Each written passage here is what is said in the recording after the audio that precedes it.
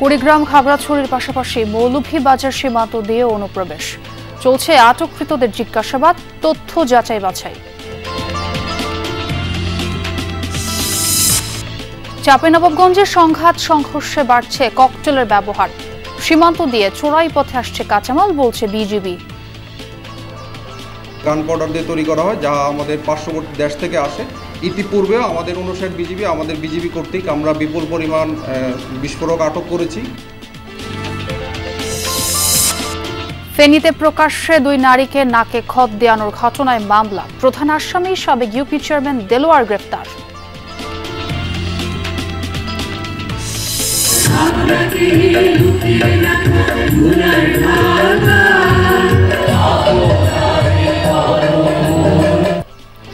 বর্ণাঢ্য আয়োজনে পালিত হচ্ছে কবিগুরু রবীন্দ্রনাথ ঠাকুরের 164তম জন্ম জয়ন্তী। কাছারি বাড়িতে চলছে 3 দিন ব্যাপী মেলা।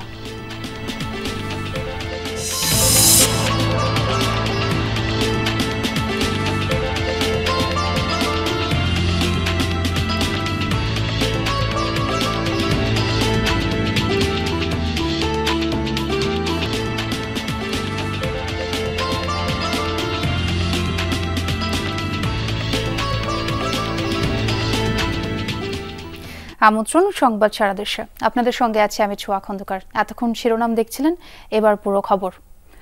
কুড়িগ্রাম ও খাগড়াছড়ির পাশাপাশি মৌলভীবাজারের সীমান্ত এলাকা দিয়েও অনুপ্রবেশের ঘটনা ঘটেছে।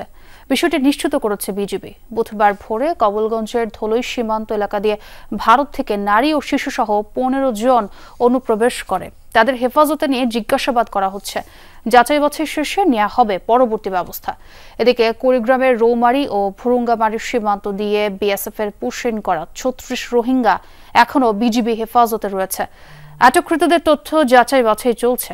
এছাড়া খাগড়াছড়ির তাইন্দং ও লোগাং সীমান্ত দিয়ে বুধবার অনুপ্রবেশ করে 66 ভারতীয় নাগরিক।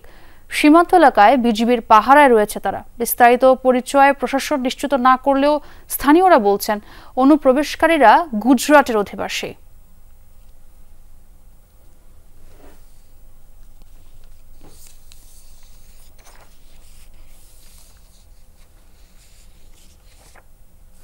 এ বিষয়ে আরো খবরাখবর জানতে চাই। খাগড়াছড়ি থেকে আমার সহকর্মী শাহরিয়ার ইউনুস যোগ দিয়েছেন আমার সঙ্গে। শাহরিয়ার, সীমান্ত দিয়ে অনুপ্রবেশকারীদের বিষয়ে প্রশাসন কি কোনো সিদ্ধান্ত নিয়েছে? কি তথ্য আছে আপনার কাছে, একটু জানাবেন। যে সকল ভারতীয় নাগরিক পুশিন হয়েছে তাদের বিষয়ে এখন পর্যন্ত প্রশাসনের পক্ষ থেকে স্পষ্ট করে কিছু জানাতে পারেনি এবং তাদের যে পরিচয় সেটিও কিন্তু শনাক্ত করতে পারেনি। আমরা দিনভর গতকাল এবং আজকে সকাল থেকে বিজিবি এবং স্থানীয় যারা প্রশাসন রয়েছে তাদের সাথে নানাভাবে যোগাযোগ করার চেষ্টা করেছি। আসলে তাদের বিষয়ে কি সিদ্ধান্ত হবে, তাদেরকে আদৌ কি ফেরত পাঠানো হবে কিনা, তারা কোন জায়গা থেকে কিভাবে তারা বাংলাদেশে পুশব্যাক হয়েছে এবং তাদের পুশব্যাক করানোর উদ্দেশ্যটা কি ছিল, সে বিষয়ে বিজিবি থেকে এখন পর্যন্ত স্পষ্ট করে গতকাল থেকে আজকে এই মুহূর্তে পর্যন্ত কিছুই জানায়নি। তবে আমরা স্থানীয় প্রশাসন এবং খাগড়াছড়ি জেলা প্রশাসনের সাথে কথা বলছিলাম। একটু আগেই জেলা প্রশাসন আমাকে, যিনি ভারপ্রাপ্ত জেলা প্রশাসক হিসেবে দায়িত্ব পালন করছেন নাজমুন আরা সুলতানা, তিনি আমাকে জানিয়েছেন তাদের যে তথ্য সে তথ্য অনুসারে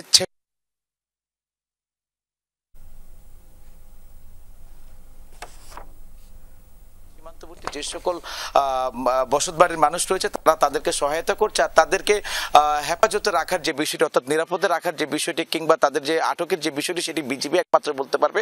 এছাড়া স্থানীয় প্রশাসন তাদেরকে সীমান্তবর্তী এলাকা সহ এবং সীমান্তে প্রশাসন খোঁজ খবর নিচ্ছে যাতে করে সেখানে কোনো ধরনের বিশৃঙ্খলা কিংবা এই পুশব্যাক ঘিরে কোনো ধরনের অপ্রীতিকর ঘটনা না ঘটে সে বিষয়টি প্রশাসন তদারকি করছে এবং মানবিক দিক থেকে বিবেচনা করে পুশিন হওয়া লোকদের তাদের মানবিক সহায়তা দেওয়া হচ্ছে, সেটি প্রশাসন আমাদেরকে জানিয়েছে। এছাড়া আপাতত এখন কিন্তু আমার কাছে আর নতুন কোনো তথ্য নেই। তবে বিজিবি সদর দপ্তর জানাচ্ছে তাদেরকে পুশিন করার বিষয়ে কয়েকটি সীমান্তে আলোচনা চালাচ্ছেন, সেটি সদর দপ্তর সূত্রে আমি জানতে পেরেছি।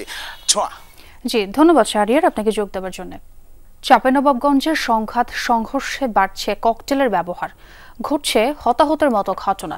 আধিপত্য বিস্তার, রাজনৈতিক কর্মসূচি, কিশোর গ্যাংয়ের মধ্যে সংঘর্ষ, এমনকি জেলার বাইরে বিক্রির জন্য তৈরি করা হচ্ছে হাত বোমা। আইন শৃঙ্খলা বাহিনী বলছে বোমা বানানোর কাঁচামাল চোরাই পথে আসছে ভারত থেকে। জড়িতদের গ্রেফতার করা হলেও জামিনে বেরিয়ে আবারও জড়াচ্ছে অপকর্মে।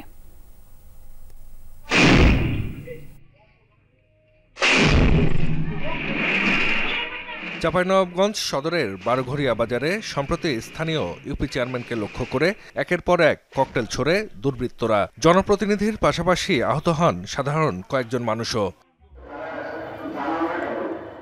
আধিপত্য বিস্তার নিয়ে সংঘর্ষে প্রায়ই ব্যবহার হয় ককটেল বা হাতবোমা। রাজনৈতিক প্রতিপক্ষকে ঘায়েল করতে কিশোর গ্যাংয়ের হাতে তুলে দেয়া হচ্ছে এসব বোমা। চরাঞ্চলেও সংঘর্ষে বাড়ছে ককটেলের ব্যবহার, ঘটছে হতাহতের ঘটনা। ককটেল বিস্ফোরণ করেছে 6টা কি 7টা, মানে আতঙ্ক হয়ে বাজার ছত্রভঙ্গ হয়ে গেছে, ধুমায় অন্ধকার হয়ে গেছে।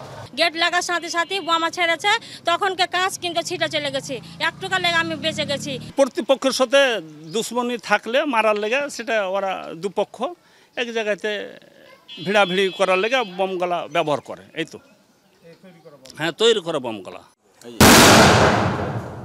সীমান্তবর্তী জেলা হওয়ায় প্রতিবেশী দেশ থেকে সহজেই মিলছে বিস্ফোরক দ্রব্য। শিবগঞ্জের চকপাড়া, তেলকুপি, কিরণগঞ্জ, সিংনগর ও জমিনপুর সীমান্ত এলাকা দিয়ে ভারত থেকে আসছে বোমা বানানোর কাঁচামাল। পরবর্তীতে জেলার বিভিন্ন স্থানে তৈরি হয় হাতবোমা। বিস্ফোরক দ্রব্য বা যে কোনো অবৈধ মাল এগুলা ইন্ডিয়া থেকে সাপ্লাই হয়। এইগুলা বাংলাদেশে আসে, বাংলাদেশের মানুষই তৈরি করে। যেখানে যখন প্রয়োজন হয় মারামারি করার, জমি দখল করার, কোনো টেন্ডারবাজি। জনপ্রতিনিধি যারা তারা এগুলা করার জন্য উদ্বুদ্ধ হয় বা তারকে নির্দেশে হয়, একমাত্র তারকে নিজের প্রভাবকে বিস্তার করার জন্য তারা এটা করে। অভিযান চালিয়ে মাঝে মধ্যেই ককটেল সহ বিস্ফোরক জব্দ করছে বিজিবি। তারপরও সীমান্ত পথে ঠেকানো যাচ্ছে না বোমা তৈরির কাঁচামাল প্রবেশ। আইনশৃঙ্খলা বাহিনীর কর্মকর্তারা বলছেন এসব বোমা রাজধানী সহ দেশের বিভিন্ন প্রান্তে সরবরাহ হচ্ছে। ককটেলটা তৈরি করতে হলে দেশীয় গান পাউডার দিয়ে তৈরি করা হয়, যা আমাদের পার্শ্ববর্তী দেশ থেকে আসে। ইতিপূর্বেও আমাদের 59 বিজিবি, আমাদের বিজিবি কর্তৃক আমরা বিপুল পরিমাণ বিস্ফোরক আটক করেছি। বিস্ফোরক মামলা কিন্তু এখানে অনেক আছে। আইন শৃঙ্খলা রক্ষার জন্য এদেরকে আটক করা যেমন জরুরি, তেমনি এদেরকে জেলে রাখাও জরুরি। কিন্তু কোনো কোনো ক্ষেত্রে দেখা যাচ্ছে এটা খুব দ্রুত আবার বেরিয়ে আসছে, জামিনে বেরিয়ে আসছে। এটি একটি সমস্যা। পুলিশের হিসাবে চলতি বছর জেলায় ককটেল বিস্ফোরণে একজন নিহত এবং অন্তত অর্ধশত মানুষ আহত হয়েছেন। জাহিদ হাসান, যমুনা নিউজ। চট্টগ্রাম বন্দরের লালদিয়ার চরে $800 মিলিয়ন বিনিয়োগ করবে নেদারল্যান্ডসের কোম্পানি এপি মুলার মার্কস। এমনটাই জানিয়েছেন বাংলাদেশ বিনিয়োগ উন্নয়ন কর্তৃপক্ষের নির্বাহী চেয়ারম্যান আশিক চৌধুরী। সকালে বন্দরের লালদিয়া চর পরিদর্শন করেন তিনি। বলেন, বাংলাদেশকে ম্যানুফ্যাকচারিং হাব করাই সরকারের লক্ষ্য। লালদিয়ার গ্রিন পোর্ট হবে। এখানে বিনিয়োগে আনতে সরকার যথেষ্ট আন্তরিক। বিদেশি বিনিয়োগের মাধ্যমে কর্মসংস্থান বৃদ্ধির পাশাপাশি বন্দরের সক্ষমতা বৃদ্ধি পাবে বলেও জানান বিডিআর চেয়ারম্যান। এ সময় প্রধান উপদেষ্টা প্রেস সচিব শফিকুল আলম সহ অন্যান্য কর্মকর্তারা উপস্থিত ছিলেন।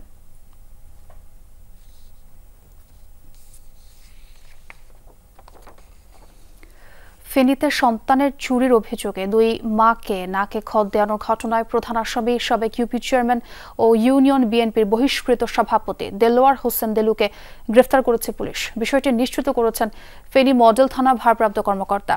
তিনি জানান, গতকাল বিকেলে দেলোয়ার হোসেন দেলুকে প্রধান আসামি করে 13 জনের নাম উল্লেখ ও অজ্ঞাত 10 থেকে 12 জনের বিরুদ্ধে থানায় মামলা করেন ভুক্তভোগী নারী।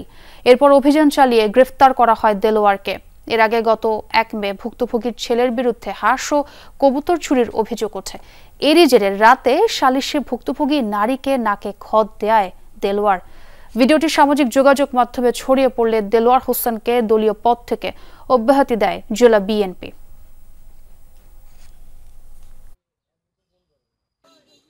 বর্ষার আগেই নদী ভাঙন আতঙ্কে মানিকগঞ্জের যমুনা পাড়ের মানুষ।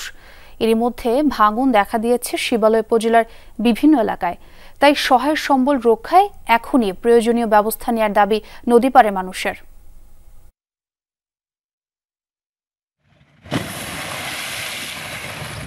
অসময়ে ভাঙছে যমুনার তীর, ধীরে ধীরে ভয়াবহতা। বর্ষার আগেই এমন ভাঙনে আতঙ্কে নদীপাড়ের মানুষ।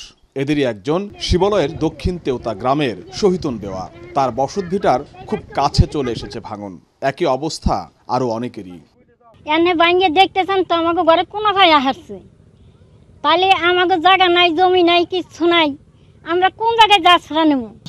এখন পানি বাড়ে নাই, এখনই সব ভাঙে পড়তেছে। তারপর ধরেন আমাদের বাড়ির নিকটে হইলে আমাদের নদী, এখন যদি পানি বাড়ে বাজান তাহলে আমাদের থাকা জায়গা নাই। আমাকে অনেক দিনকার বসত বাড়ি, এই বাড়িতে অনেক মায়া মহাব্বত জড়াইনে আছে।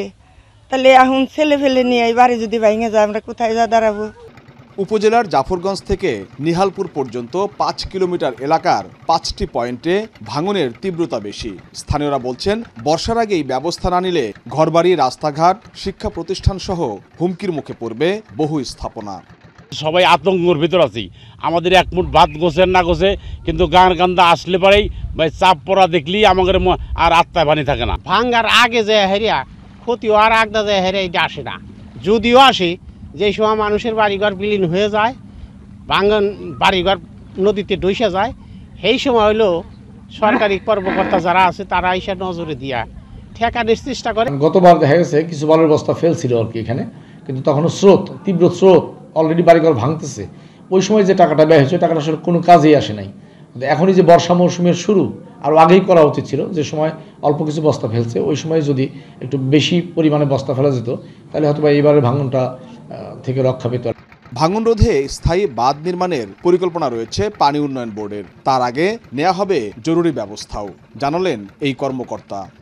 ডাটা আমরা প্রেরণ করেছি ঢাকা দপ্তরে, সেখানে ডিজাইন ইতিমধ্যেই একটি ডিজাইন টিম এখানে পরিদর্শন করেছেন এবং কি যৌক্তিকভাবে এবং নদী ভাঙন প্রতিরোধ রক্ষা করার জন্য কী ধরনের ডিজাইন প্রণয়ন করা যায় ওনারা সরজমিনে ভিজিট করেছেন এবং আশা করি ডিজাইনটা পেলে আমরা ডিগ্রি প্রণয়নের দিকে এগিয়ে যাব। আর আশ্বাস নয়, দ্রুত স্থায়ী সমাধান চান যমুনা পাড়ের মানুষ। BM Khorshed, Jamuna news, Manikganj. আজ 25শে বৈশাখ, বিশ্বকবি রবীন্দ্রনাথ ঠাকুরের 164তম জন্মজয়ন্তী। এ উপলক্ষে দেশের বিভিন্ন জেলায় আয়োজন করা হচ্ছে গান, কবিতা, আবৃত্তি সহ 3 দিন ব্যাপী মেলার।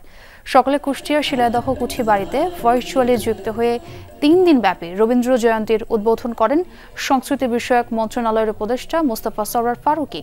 পরে আলোচনা সভা শেষে শিল্পকলা একাডেমির শিল্পীদের অংশগ্রহণে সাংস্কৃতিক অনুষ্ঠানের আয়োজন করা হয়। দুপুর 2টা থেকে শুরু হবে রবীন্দ্রনাথের গান, গল্প ও কবিতা নিয়ে বিশেষ সাংস্কৃতিক অনুষ্ঠান। আলোচনা, গান, আবৃত্তির মধ্য দিয়ে বিশ্বকবি রবীন্দ্রনাথ ঠাকুরের জন্মোৎসব পালিত হচ্ছে সিরাজগঞ্জের শাহজাদপুরে। সকাল অনুষ্ঠানের উদ্বোধন করেন পার্বত্য চট্টগ্রাম বিষয়ক মন্ত্রণালয়ের সচিব মোহাম্মদ আব্দুল খালেক। দর্শনার্থী ও ভক্তদের পদচারণায় মুখরিত হয়ে ওঠে কবি স্মৃতি বিজড়িত কাছারিবাড়ি প্রাঙ্গণ। জন্মবার্ষিকী অনুষ্ঠান ঘিরে পুরো শাহজাদপুরে বিরাজ করছে উৎসবের আমেজ। দর্শক, যেমনটা বলছিলাম, রবীন্দ্রনাথ ঠাকুরের 164তম জন্মজয়ন্তী উপলক্ষে সিরাজগঞ্জের শাহজাদপুরে কাছারি বাড়িতে চলছে 3 দিন ব্যাপী নানা আয়োজন। সেই খবরাখবর রাখছেন আমার সহকর্মী গোলাম মোস্তফা রুবেল। আপনি নিশ্চয়ই শুনতে পাচ্ছেন আমাকে। 3 দিন ব্যাপী মেলা যেটা বলছিলাম, আজকের আয়োজন সম্পর্কে একটু জানাবেন।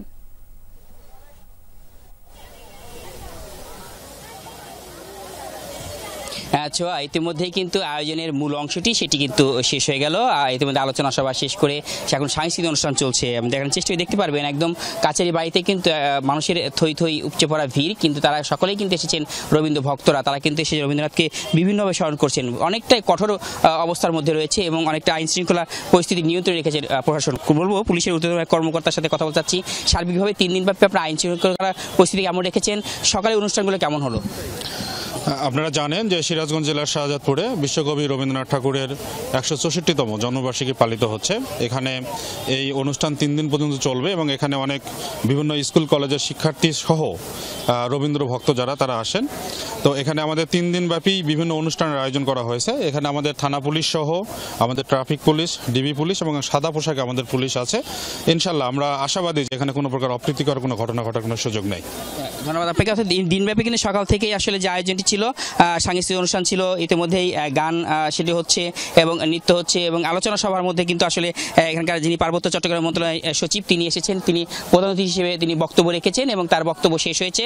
মূলত অডিটোরিয়ামের ভিতরেই মূলত মূল অনুষ্ঠানটি হচ্ছে, অর্থাৎ কাছারি বাড়ির চারদিকে কিন্তু আসলে এখন মানুষ থই থই করছে। সকলেই কিন্তু এসেছেন রবীন্দ্র ভক্তরা। তারা কিন্তু রবীন্দ্রনাথকে বিভিন্নভাবে তারা আজকে স্মরণ করছেন এবং রবীন্দ্রনাথের এই কাছারি স্মৃতি বিজড়িত কাছারি বাড়িকে তারা ঘিরে রেখেছেন আজকে একটি আনন্দমুখর পরিবেশের মধ্যে দিয়ে। ধন্যবাদ রুবেল। সিরাজগঞ্জের আয়োজন ও খবর জানাচ্ছিলেন। আর এই ছিল সংবাদ সারা দেশের এখনকার আয়োজন। এতক্ষণ যারা সঙ্গে ছিলেন সবাইকে ধন্যবাদ।